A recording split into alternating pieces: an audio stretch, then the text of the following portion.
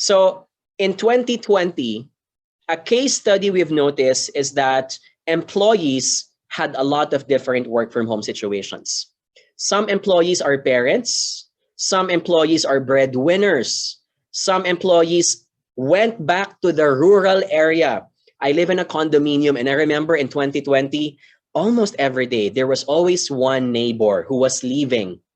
They were ending their contract in the condominium because they have their family in the province, and it didn't make sense to stay in the same room and be isolated when they're always been working from home and they can go back to the province for at least another year, right? Some people also lived in crowded, cramped spaces. What is diversity? Diversity as a leader is acknowledging, how can I create guidelines and how can I operate working styles and working rules that allows my people to be comfortable despite them having a different situation than mine. If you happen to be a leader who is single, then you're going to have a hard time understanding how it is to be a parent. Some parents, lunchtime is errands time. Most singles will think lunchtime is to watch Netflix. Lunchtime is to cook your food. Lunchtime for many parents is doing errands for household chores.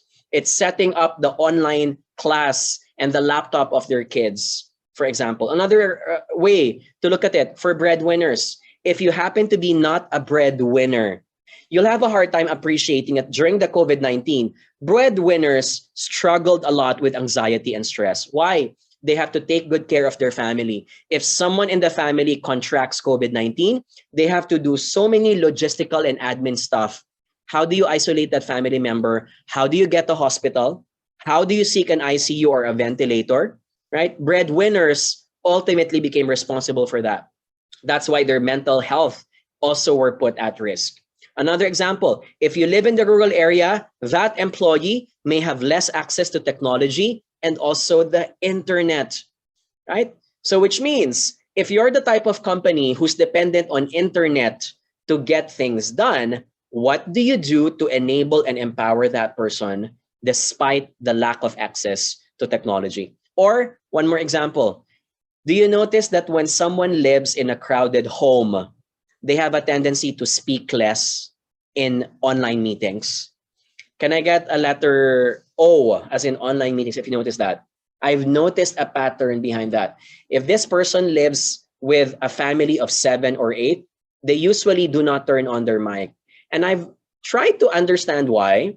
And I got an insight from one of my direct reports before. And she said, John, I'm so ashamed to turn on my mic because I know that in the middle of my conversation, you'll be hearing someone shouting, you'll be hearing someone crying. And that's because if you live in a crowded home, likely there is going to be background noise. If you happen to be a leader, how do you schedule a meeting? And how do you equip technology for your people to be confident that even if there is background noise, they will still be heard clearly, right? We have another webinar called Virtual Selling and Remote Customer Service. And we often tell our folks, there are technologies and free technologies available today that allows you to eliminate background noise. Zoom has that feature, and there are other apps that you can also download.